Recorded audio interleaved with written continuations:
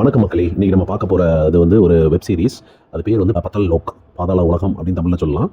இதில் lead role வந்து ஜெய்தீப் அகல்வாத், யஷ்வந்த் சிங் இவங்கெல்லாம் பண்ணியிருக்காங்க. ஜெய்தீப் அகல்வாத் வந்து ஹல்திராம் சௌத்ரி ஒரு எஸ்ஐயா வராரு. இது கம்ப்ளீட்டா ஒரு கிரைம் த்ரில்லர், சூப்பரான கிரைம் த்ரில்லர். ஸ்டோரியாலும் சரி, இவங்க ஆக்டிங்னாலும் சரி, சும்மா பிரிச்சு விட்டுருப்பாங்க. எல்லாரும் கண்டிப்பா பார்க்க வேண்டிய படம். IMDbல வந்து 8.2க்கு மேல ரேட்டிங் இருக்குது. ஸோ இதுல ஸ்டார்டிங்லேயே பார்த்தீங்க அப்படின்னா, நம்ம ஹீரோ சௌத்ரி வந்து ஒரு வேன்ல வந்து நம்ம இம்ரான் அன்சாரி, அதாவது யஷ்வந்த் சிங் வந்து இம்ரான் அன்சாரி அவரோட சபார்டினேட் கூட இந்த ஜீப்ல வந்து டிராவல் பண்ணிருப்பாரு. அப்போ சொல்லுவார், ஸ்டார்டிங்லேயே வந்து 3 உலகம் இருக்கு.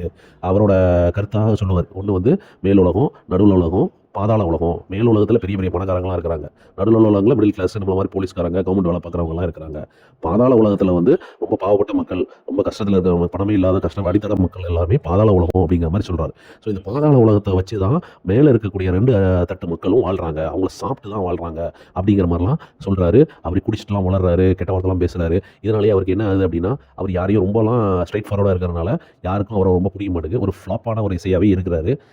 இந்த மாதிரி நேரத்தில் என்ன ஆகுது அப்படின்னா, நம்ம சௌத்ரியோட ஜூரிடிக்ஷன் ஏரியாவில் ஒரு சுமோவில் வந்து ஒரு 4 அக்யூஸ்டை ஒரு 4 போலீஸ் ஆஃபீஸர் வந்து சேஸ் பண்ணிட்டு போகிறாங்க காரில். அப்போ கரெக்டாக ஒரு பிரிட்ஜில் போய் டிராஃபிக் ஜாம் ஆகி எல்லாரும் மாட்டிக்கிறாங்க. அவன் உடனே இந்த 4 கிரிமினல்ஸும் வெளில இறங்கி அதில் ஒருத்தன் வந்து என்ன பண்ணிடுறான், வச்சிருக்கிற ஒரு செல்ஃபோனை தூக்கி பிரிட்ஜு கீழே இருக்கக்கூடிய ஆற்றுல தூக்கி வீசிடுறான். அப்புறம் அந்த 4 போலீஸரும் கன்லாம் வச்சு நீட்டாக வந்து அரெஸ்ட் பண்ணிடுறாங்க. நேரம் சௌத்ரியும் வந்துருக்காரு. அப்போ சௌத்ரிட்ட என்ன சொல்கிறாங்க அப்படின்னா, நீங்கள் அவரை ஸ்டேஷனில் எடுத்துகிட்டு கொண்டு போங்க, நாங்களும் வரோம், நாங்களும் போலீஸ் தான் அப்படின்னு சௌத்ரி அவங்களாம் அரெஸ்ட் பண்ணி கொண்டு போகிறாரு. ஏன் அதுக்குன்னு தெரியாமல் கொண்டு போகிறாரு. அதுக்கப்புறம் உள்ளே போனதுக்கப்புறம் தான் தெரியுது, வந்திருக்க போலீஸ் ஆஃபீஸர் எல்லாம் ஹையர் அஃபிஷியல்ஸ், அதுலேயும் டிசிபிலாம் வந்திருக்காரு. அவர் என்ன பண்ணுறாரு, சௌத்ரியை பார்த்துட்டு, சௌத்ரி சார் இவங்க எல்லாமே வந்து நம்ம இந்தியாவில் ரொம்ப முக்கியமான ஒரு ஜேர்னலிஸ்ட் மிஸ்ரா அப்படிங்கிற ரொம்ப முக்கியமான ஒரு ஜேர்னலிஸ்ட்டை அசாசினேட் பண்ணுறதுக்காக வந்திருக்கிறாங்க. இவங்களை நாங்கள் வந்து பண்ணப்படாமல் பொழைச்சி பிடிச்சிட்டோம் அப்படிங்கிற மாதிரி சொல்கிறாரு. ஸோ இது எதுக்காக வந்திருக்காங்க, எங்கேருந்து வந்திருக்காங்க, யார் சொல்லி வந்திருக்காங்கிறதெல்லாம் இன்வெஸ்டிகேட் பண்ணி நீங்கள் தான் கண்டுபிடிக்கணும், இது ஒரு ஹை ப்ரொஃபைலான கேஸ் அப்படின்னு சொல்லி சௌத்ரிகிட்ட சொல்கிறாரு. அப்போ அந்த ஸ்டேஷன் இன்ஸ்பெக்டர் சொல்கிறார், சரி இதுவரை அவர் ஹை ப்ரொஃபைல் கேஸ்லாம் பார்த்தது கிடையாது, அவர்கிட்ட கொடுக்காதீங்க, அவருக்கு நல்ல பேரும் கிடையாது அப்படிங்கிற மாதிரிலாம் சொல்கிறார். இருந்தாலும் டிசிபி என்ன பண்ணுறாரு, இல்லை இவருக்கு பார்த்தா எனக்கு தோணுது, இவர் இது கரெக்டான ஆள் தான் அப்படிங்கிற மாதிரி எனக்கு தோணுது, ஸோ இவரே பண்ணட்டும், நீங்கள் அவருக்கு தேவையானதெல்லாம் பண்ணி கொடுங்க அப்படிங்கிற ஏன்டா டேரெக்டாக ரிப்போர்ட் பண்ணுங்க அப்படிங்கிற அளவுக்கு பவரை கொடுத்துருந்தார் சௌத்ரிக்கு.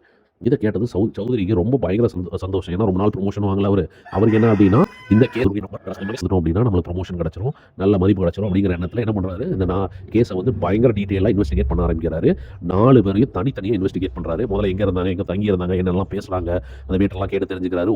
ஒவ்வொருத்தரையும் அவங்கவுங்க ஊரில் போய் விசாரிக்கிறாரு. அவங்க எப்படி அந்த சின்ன வயசுலேருந்து எப்படி இருந்திருக்காங்க எல்லாத்தையும் விசாரிக்கும் போது தான் ஒவ்வொன்றா வெளியில் வருது. வந்திருக்க 4 பேருமே அவங்களோட லைஃப்பில் ரொம்ப கஷ்டப்பட்டு இந்த மேல்தட்டு மக்களால் அடித்து நொறுக்கப்பட்டவங்க. இவங்க எல்லாம் ஸோ ரொம்ப மேல்தட்டு மக்களால் ரொம்ப அடிபட்டு புண்ணாகி தான் என்ன பண்ணியிருக்காங்க, வேறு வழி இல்லாமல் இந்த மாதிரியான ஒரு தொழில்களுக்கு வந்தவங்க. அதில் ஒருத்தன் டிரைவராக இருப்பான், அவன் வந்து திருடனாக இருப்பான். அடுத்து இன்னொருத்தன் பார்த்தீங்க அப்படின்னா சும்மா ரோட்டோரில் சின்ன சின்ன பிட் பாக்கெட் அந்த மாதிரி கிரைம்லாம் பண்ணுறவனாக இருப்பான். இன்னொன்று அந்த மாதிரி அடிதடி குண்டாஸ் மாதிரி இருப்பான். கடைசி அவன் தான் ரொம்ப மெயினான வில்லன், தியாகி அப்படின்பாங்க, சுத்தியல் தியாகி அப்படின்பாங்க. அவன் தான் 40க்கு மேலே கொலைகள் பண்ணியிருப்பான். அவனை பார்த்தீங்கன்னா அவனோட ஹிஸ்ட்ரி பார்த்தீங்க அப்படின்னா, அவன் அக்கா தங்கச்சிக்காக என்ன பண்ணியிருப்பான் அப்படின்னா கொலை பண்ணியிருப்பான். அதான் ஃபஸ்ட்டு கொலைகளாக இருக்கும். அதுக்கப்புறம் ஒரு பெரிய ரவுடிகிட்ட வந்து தஞ்சம் போவான் உயிருக்கு பயந்து.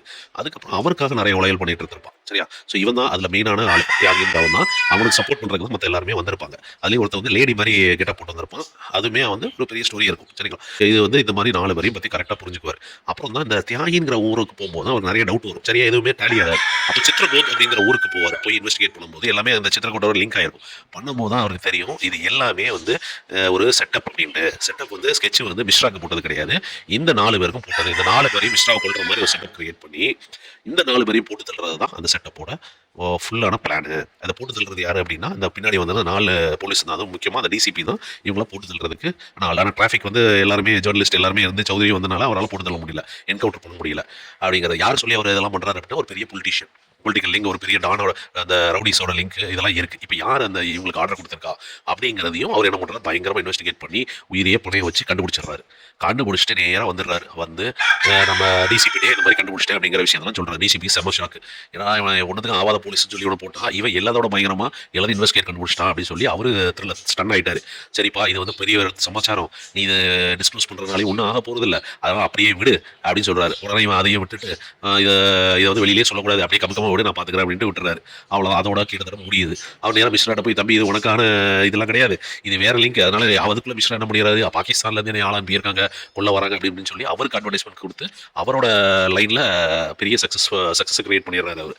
இது மட்டும் கிடையாது, கடையில் வந்து கதையில் வந்து இடையில அவரோட பர்சனல், அதாவது சௌதரியோட பர்சனல் விஷயங்களும் நிறையா இருக்கும். அவரோட ஒய்ஃபோட இருக்கக்கூடிய சின்ன சின்ன ரொமான்டிக் தருணங்கள், அப்புறம் ஒரு பையன் வந்து தருதலையாக இருக்கும். அவன் அந்த பெரிய ஸ்கூலில் சேர்த்துருப்பாரு, இருந்தாலும் லோக்கலில் ஒருத்தன் கூட வந்து ட்ரக்ஸ் எல்லாம் விற்கிறவங்க கூட ஃப்ரெண்ட்ஷிப் மெயின்டைன் பண்ணுவான். அவன்கிட்ட இருந்து ஒரு கன்னை ஆட்டையை போட்டு வச்சிருவான்.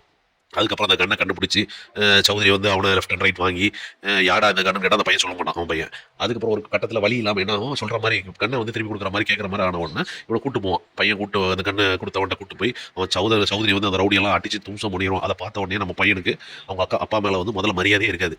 இது என்னன்னா நம்ம அப்பா யாரையுமே மதிக்க மாட்டேங்காரு அப்படின்னு சொல்லி பெரிய பெரிய ரவுடி நம்ம நினச்சவங்க எங்கள் அப்பா அடிச்சு தும்சம் பண்ணுறாரு அப்படின்னு சொல்லிட்டு அதுக்கப்புறம் தான் அவங்க பையனுக்கு வந்து அப்பா மேலே ஒரு பெரிய மரியாதை வரும். அதுக்கப்புறம் அவங்க அப்பா என்ன சொன்னாலும் அவன் கேட்குற மாதிரி ஆவான். அவனும் அவங்க அப்பாவுக்கு பிடிச்சா இது மாதிரி மாறிட்டு வருவான். ஸோ இந்த மாதிரி விஷயங்களும் நடுவில் இருக்கும். ஸோ இந்த ஸ்டோரியில் என்ன பார்த்தீங்கன்னா அழகாக கொண்டு போயிருப்பாங்க. பத்தல் லோக் சீசன் 1ல வந்து 9 எபிசோட் இருக்கு, தமிழ்லயே இருக்கு, அமேசான் பிரைம்ல அவைலபிளா இருக்கு. ஆனா இது வந்து நீங்க சின்ன குழந்தைங்க ஃபேமிலியோட எல்லாம் பார்க்க முடியாது, கொஞ்சம் மோசமான சீன்ஸ் எல்லாம் இருக்கும், அங்கங்க இருக்குது, அதனால கொஞ்சம் கேர்ஃபுல்லா வாட்ச் பண்ணுங்க.